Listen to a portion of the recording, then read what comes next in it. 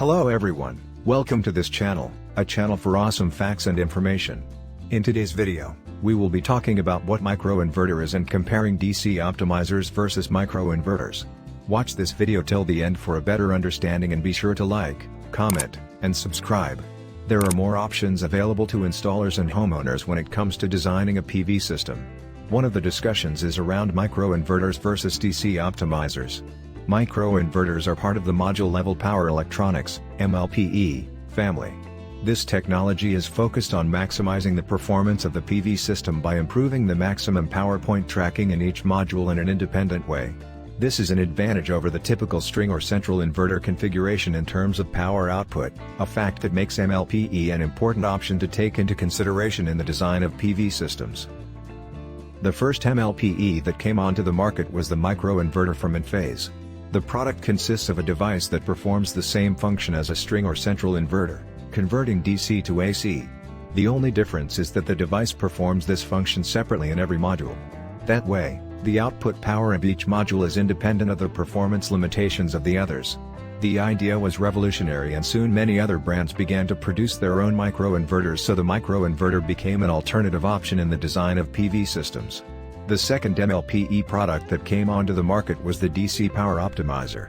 This device is designed as a DC-DC converter that maximizes or optimizes the DC power output of each module, and then sends optimized DC power to a string or central inverter that performs the DC-AC conversion of the systems. Just as with the microinverter, the DC-DC converter performs the MPPT of each module, making them independent from the limitations of the other modules. The market leader in this type of technology is SolarEdge, but there are also other options available like Amped and Tigo Energy. Now there is a lot of controversy in the definition of the performances, attributes, and there are some disadvantages of these MLPE. So how can we know which one to choose? Microinverter versus DC optimizer, let's analyze them. Expanding your solar system. The first important difference that might come to mind is the system's expansion restriction. Microinverters are excellent for the expansion of the system, as every module microinverter kit works independently. Therefore, if you want to expand your system, just work out how many panels you need to add and simply add the same number of microinverters. On the other hand, DC Power Optimizer and modules need to be sized according to the maximum DC voltage input of the central or string inverter of the system. Therefore, expanding the system could involve changing the inverter, which would be more expensive. Microinverters have improved safety. As mentioned above, DC optimizer and microinverters shut down if the grid fails or if it's turned off. However, the difference lies in the normal operation of the system. Under the DC optimizer configuration, modules connected in series add more voltage, resulting in an elevated DC voltage. High DC voltage is considered dangerous in any case. On the other hand, microinverters self-extinguish any arc faults between conductors, which increases safety of the overall system. Potential induced degradation, PID. This phenomenon is associated with another electrical physical phenomenon known as leakage currents. In order to present it in a simple way, leakage currents are undesired current flows between the surface of the crystalline silicon and the metallic frame of the modules, which cause the module's output power to decline. There are several causes for PID, but one of them is the high DC voltage of PV systems, 1000 V and above. When considering these levels of voltage, the phenomenon can become a PV system problem of medium to long term, being a cause of failure that is very hard to detect. As mentioned earlier, DC optimizer only perform the MPPT tracking at the module level, but the output voltage of the entire system remains high, therefore, DC optimizer do not have any favorable effect against PID.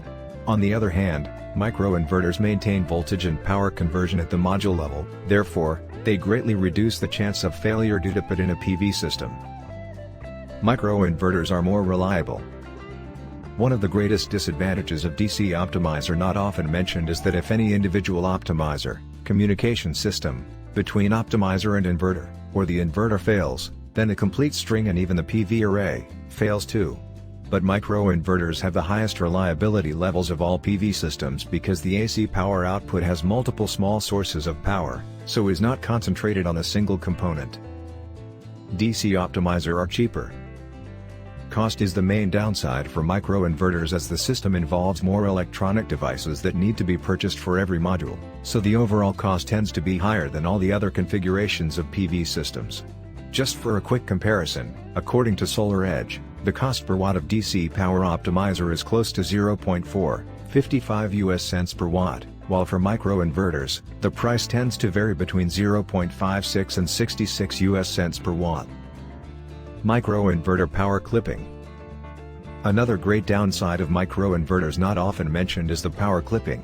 SolarEdge DC Power Optimizer are allowed to work with modules of 420 WP and 125 VDC, allowing the maximum DC power output according to radiation levels at the site, which is then converted to AC power from the inverter. However, end-phase microinverters have limited module power DC input and what is more important, a huge AC output limit. For instance, if you take a look at the Enphase IQ7 Plus datasheet, you will find that the highest DC power module that can be connected to the microinverter is 440 WP, but the maximum power output that can be obtained in AC is 295 VA. Assuming a power factor of 1, the active power would be 295 W, nearly 70% of the maximum peak power of the module. This means that DC Optimizer are able to activate earlier in the day and collect more power, whereas Enphase will take longer to switch on in the morning. Enphase provides storage. This is a game-changing aspect, as the option to apply storage expands the possibilities of different configurations of the PV system. Here DC Optimizer can interact with batteries as they have a DC power output that can be connected to charge controllers to charge the batteries and then supply power to DC loads or to the inverter. It's important to mention that in order to obtain backup features with the DC Optimizer, it is important to select the SolarEdge inverter, otherwise when the grid goes off so will the system, as a safety measure. Microinverters have a great downside. As the output of the microinverter is AC, no charge controller can be connected to charge batteries, therefore a battery-based inverter needs to be installed, the one that uses AC to charge the batteries. Enphase offers a solution for this problem with IQ Storage, which basically consists of an integrated system of inverter/battery of 1.2 kW standard, meaning that if you want to add more batteries, they must all be 1.2 kW too. The issue with this storage system is that it does not work for backup and off-grid purposes. The system only allows the user to store solar energy and use it when the tariff of the electricity from the grid is higher. As an overall conclusion, the winner of the battle between microinverters and DC Optimizer depends on the topology of the system that is going to be implemented. If the topology is for off-grid or backup purposes, the answer is DC Optimizer. Moreover, if the modules selected are over 300 WP, then probably DC Optimizer would present a better power performance. Finally, the cost issue is always a determining fact.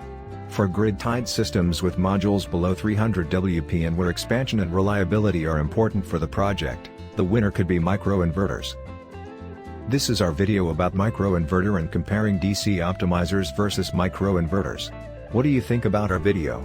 Please let us know in the comments area below.